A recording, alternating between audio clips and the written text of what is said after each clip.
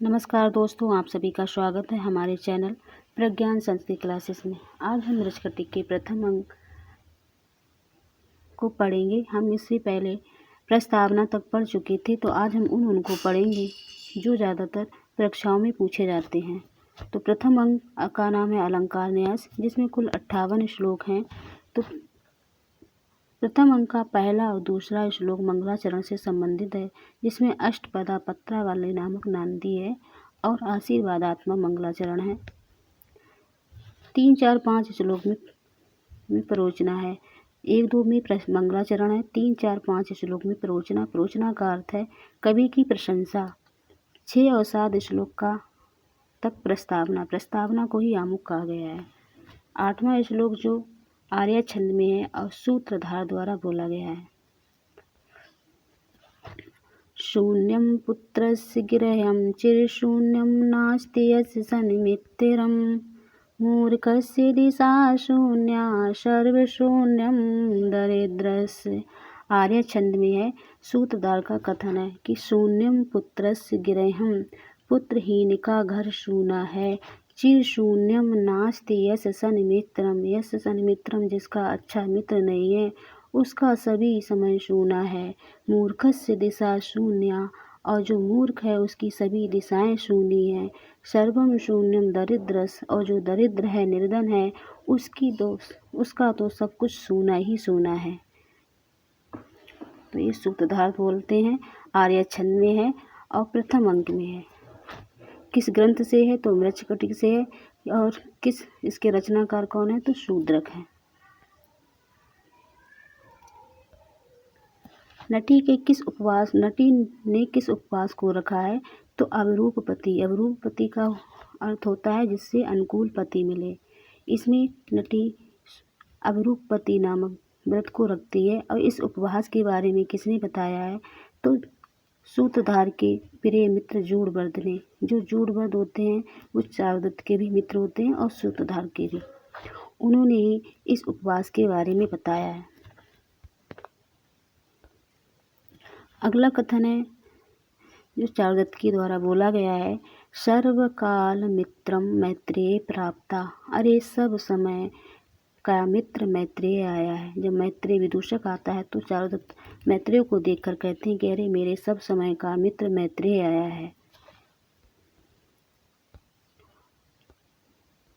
10वां श्लोक है जो चारुदत्त के द्वारा बोला गया, जो वंशज छंद में है, जिसमें कुल 12 गण होते हैं।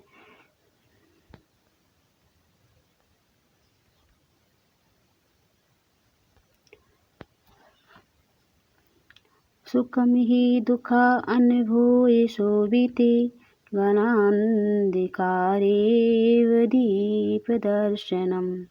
सुखातु यो याति नरो दरिद्रता, धृता शरीरेण मृता सजीवति। धृता शरीरेण मृता सजीवति। ये बहुत पूछी जाती है कि धृता शरीरेण मृता सजीवति, ये किसका कथन है तो चारुदत्त का। किस अंक से है तो प्रथम अंक से। किस ग्रंथ से है तो मृच्छकटिक से।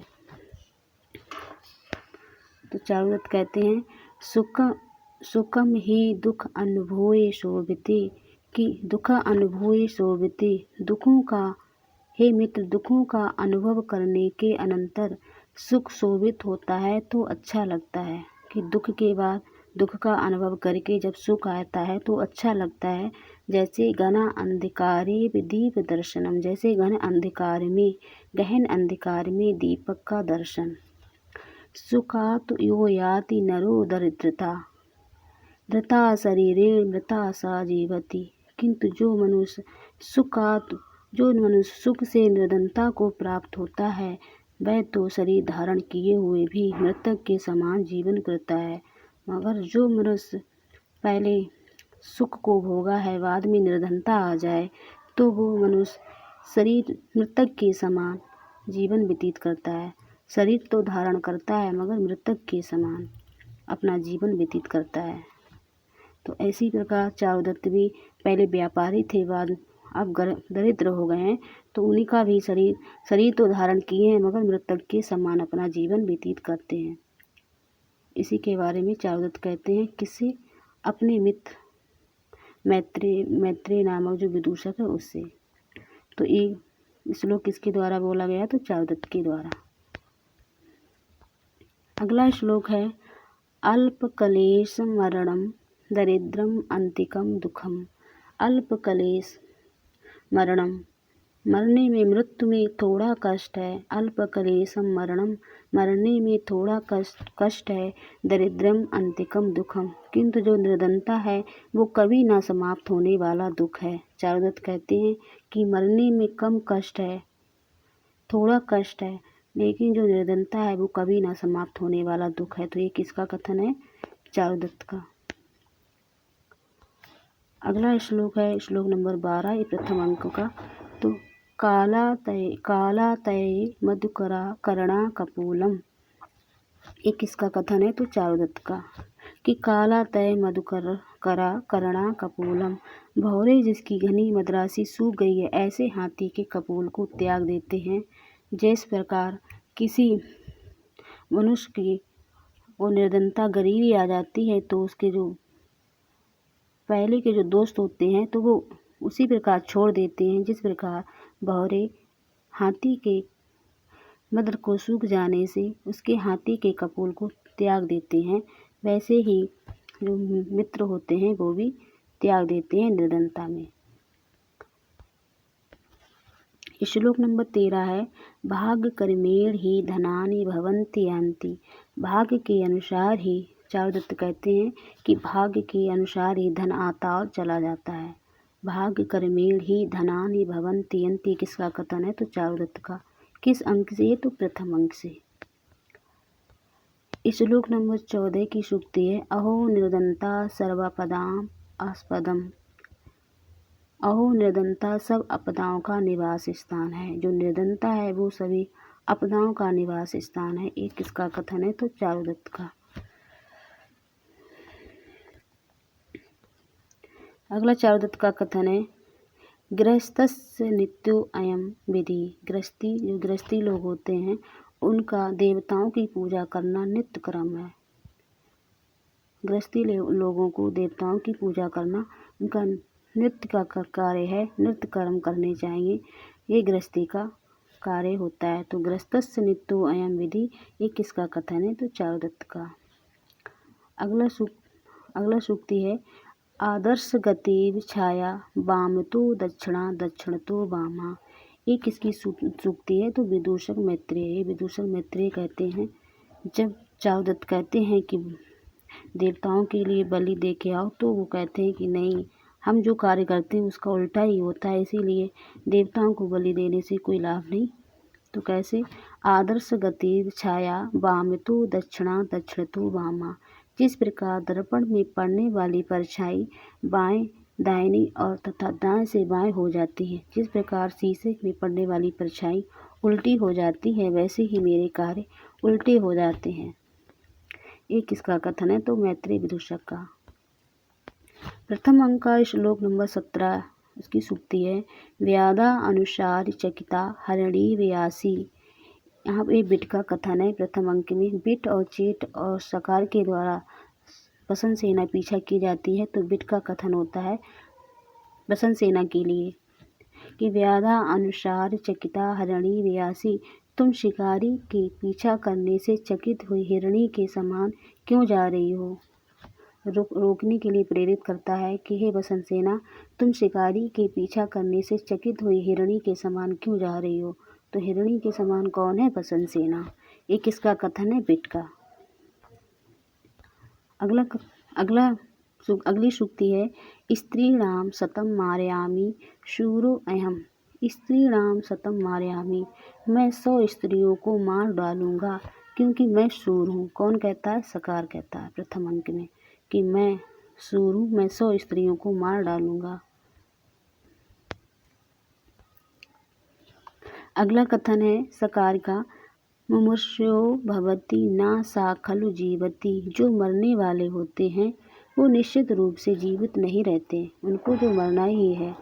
तो मुमुर्ष्यो भवति ना सा खलु जीवति, ये किसका कथन है, सकार का। किस अंक में, प्रथम अंक में। अगला है गुणा खल अनुरागस कारणम न पुनः बलात्कारा। ये किसका कथन है? बसंत सेना का। जब बिट कहता है सब बसंत सेना से रुकने के लिए, तो बसंत सेना कहती तुम बेश्या हो, तुम्हें तो हर किसी से प्रेम कर लेना चाहिए। तो वो कहती है कि प्रेम गुणा खलु अनुरागस्य कारणम न पुनः बलात्कारा। प्रेम का वास्तविक कारण गुण होता है, गुण से प्रेम किया जाता है, ना कि बलात्कार। तो एक किसका कथन है? बसंत सेना का। अगली श्रुति है रत्नम रत्नेन संगच्छते। रत्नम रत्नेन संगच्छते किसका कथन है? रत्न रत्न के साथ संयुक्त होता है, ये बिट का कथन है। जब बिट को पता लगता है कि बसंत सेना चारुदत्त से प्रेम करती है, तो वो चारुदत्त को अच्छा मानता है, तो कहता है कि रत्न रत्न के साथ ही मिलता है, रत्न रत्न के साथ ही संयुक्त होता है, ये बिट का कथन है। अगला श्लोक है श्लोक नंबर 33। आलोक विशाला में सहसा तिमिर प्रवेश विच्छिन्ना उन्मीलतापि दृष्टि निर्मित एव अंधकारे।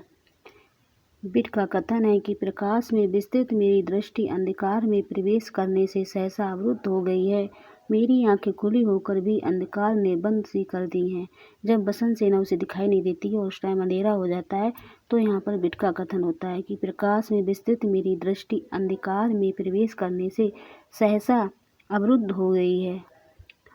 मेरी आंखें दृष्टि निमित्त अंधकारेण की मेरी आंखें खुली होकर भी अंधकार ने बंद सी कर दी हैं। तो ये किसका कथन है? बिट का। अगला श्लोक है प्रथम अंक का 34वां श्लोक, जो उत्प्रेक्षा अलंकार का लक्षण है। इसमें लिप्ति तपो अंगानि वर्षति आंजनम नवा असत्पुरुषेव इव दृष्टि विफलता गता। बिट का कथन है कि अंधकार अंगों को लिप्त सा कर रहा है, अंधकार मानो अंगों से लिप्त सा कर रहा है, आकाश मानो काजल बरसा रहा है, दृष्टि मनुष्यों की सेवा की भांति मेरी दृष्टि निष्फलता को प्राप्त हो गई। ये किसका कथन है? तो बिट का। ये भी पूछा जाता है। लिप्ति तपो अंगानि वर्षति आंजन नवा, ये किसका कथन है? तो बिट का। और किस अंक का है? तो प्रथम अंक का। और किस ग्रंथ का है? तो मृच्छकटिका। अगली सूक्ति है गुण शस्त्रे वयम येन शास्त्रवंतोपि निर्जिता। बिट का कथन है कि शस्त्र युक्त भी हम लोग गुण रूपी शस्त्रों के द्वारा जीत लिए गए हैं। प्रथम अंक में जब सकार बिट और चेट बसंत सेना का पीछा करते हैं, तो बसंत सेना चारुदत्त के घर के अंदर चली जाती है। तो बाद में सकार बसंत सेना के बदले जो चारुदत्त की सेविका होती है रदनिका, उसको पकड़ लेता है।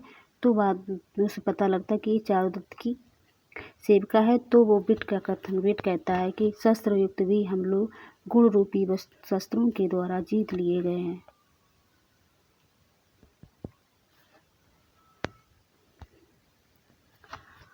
50वां श्लोक है आलोके ग्रहते हस्ति बाजी बलगासु ग्रहते हृदय ग्रहते नारी यदिदम नास्ति गम्यताम। बिट कहता है कि आलोके ग्रहते हस्ति, जो हाथी खंबे से रोका जा सकता है, बाजी बलगासु ग्रहते, बाजी मतलब घोड़ा, जो घोड़ा होता है घोड़ा को लगाम से रोका जा सकता है। हृदय ग्रहते नारी, जो स्त्री होती है स्त्री हृदय से वश में की जाती है। यदि इदम नास्ति गम्यताम, यदि वह हृदय वाला प्रेम नहीं है, हृदय प्रेम नहीं है तो जाएगी। क्योंकि जब तुम्हारे हृदय में प्रेम नहीं है तो तुम जाएगी, ये स्त्री तुम्हारे बस में नहीं है। हाथी खंबे से रोका जा सकता है। यहाँ पर सकार बसंत सेना सकार और बसंत सेना के प्रति कहता है कि हाथी खंबे से ही रोका जाता है, घोड़ा लगाम से रोका जाता है, स्त्री हृदय से रोकी जाती है। अगर हृदय रूपी प्रेम नहीं है तो जाएगी। चारुदत्त का कथन है न युक्तम परकलस्त्र दर्शनम। कलत्र मतलब स्त्री होता है ना युक्त पर कलत्र दर्शनम, पराई स्त्री का दर्शन करना उचित नहीं है। ये कौन कहता है? तो चारुदत्त कहता है। जब बसंत सेना चारुदत्त के यहाँ अंतःपुर में प्रवेश कर जाती है तो उसे लगता है कोई दूसरी स्त्री, इसीलिए वो उसके दर्शन करना नहीं चाहता है। तो तभी कहता है कि ना युक्त पर कलत्र दर्शनम, पराई स्त्री का दर्शन करना उचित नहीं है।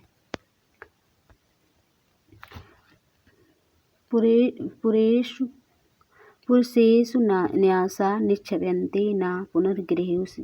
ये बसंत सेना कहती है कि पुरुषों पर जब धरोहर रखी जाती है न कि घरों पर।